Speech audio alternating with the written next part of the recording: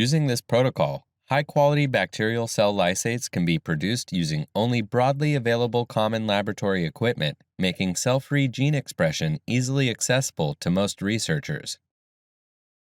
Combining programmed cellular autolysis with a freeze-thaw or freeze-dry cycle allows creating a practical, labor, and cost-effective approach for rapid production of bacterial lysates for cell-free gene expression.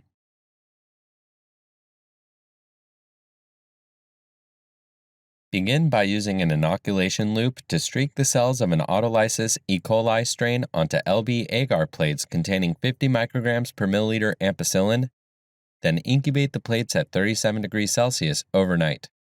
The following day, using a pipette tip, pick a single colony from the agar plate and add it into a culture tube containing LB medium with ampicillin. Grow this starter culture at 37 degrees Celsius overnight. The next day, add 400 microliters of the starter culture into a 1-liter Erlenmeyer flask containing 400 milliliters of 2X YTPG medium, supplemented with 50 micrograms per milliliter ampicillin.